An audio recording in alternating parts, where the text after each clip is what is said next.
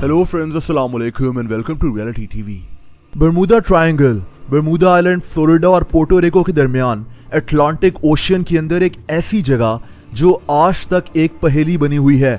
समंदर के इस हिस्से से गुजरने वाले कई बहरी जहाज और इसके ऊपर से उड़ने वाले कई हवाई जहाज गायब हो चुके हैं और फिर कभी नहीं मिले। जैसा कि 5 दिसंबर 1945 को अमेरिका के 5 बॉम्बर प्लेन्स जिनका नाम फ्लाइट 19 था, बरमूदा ट्रायंगल के ऊपर उड़ते हुए गायब हो गए। इन जहाज़ों में 14 लोग मौजूद थे। ये जहाज़ कहाँ गए आज तक पता नहीं लग सका। एक और अजीब बात यह थी कि इन जहाज़ों को ढूंढने के लिए जिस जहाज़ को वहां भेजा गया वो जहाज़ भी गायब हो गया। इस वाक़ये ने बरमूदा ट्रायंगल को दुनिया भर में मशहूर कर दिया और फिर इसके बाद यहाँ ऐसे कई अजीब वाक़यात सामने आए। कई बहरी जहाज और हवाई जहाज इस जगह से लापता हुए हैं जिनका फिर कुछ पता नहीं चल सका।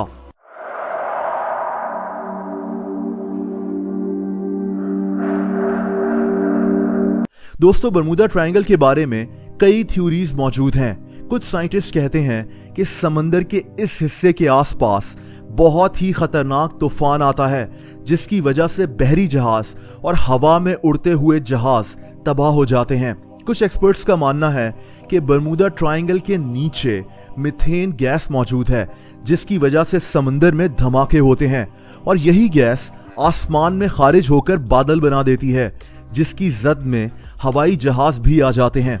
कुछ लोग तो समझते हैं कि ये एलियंस का काम है और बरमूदा ट्रायंगल के नीचे दरअसल एलियंस की एक पूरी आबादी रहती है जो शिप्स और हवाई जहाजों पर हमला करते हैं। लेकिन इन सब में एक कहानी काफी अजीब है और ये कहानी एक ऐसे अनोखे पायलट की है जिसका दावा है कि ये बरमूदा ट्रायंगल से बच निकला। इसने इसके ऊपर एक किताब भी लिखी हुई है। इस पायलट का नाम ब्रूस गर्नन है। 4 दिसंबर 1970 को ब्रूस एंड्रोस आइलैंड से मियामी बीच की तरफ जहाज में सफर कर रहा था। इसके साथ इसका बाप और इसका एक बिजनेस पार्टनर भी मौजूद थे, यानी ये 3 लोग थे। ये एक छोटा सा जहाज उड़ा रहा था। जहाज के उड़ने के कुछ ही देर के बाद ब्रूस को एक बादल का टुकड़ा नजर आया। ये एक नॉर्मल सी बात थी। फिर ये जहाज आहिस्ता आहिस्ता 11,500 फीट की बुलंदी पर पहुंच गया। ये जहाज उस वक्त बरमूदा ट्रायंगल के ऊपर से गुजर रहा था और अचानक कुछ अजीब होना शुरू हुआ।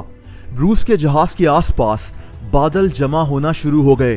ब्रूस को बादलों के अलावा कुछ और नजर नहीं आ रहा था।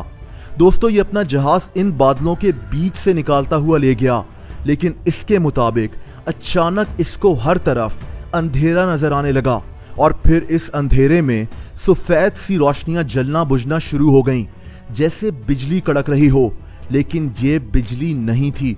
अचानक ब्रूस को अपने सामने कुछ अजीब से बादल नजर आए, जैसे ये बादलों की कोई दलदल हो और ये इसको अपनी तरफ खींच रहे हों।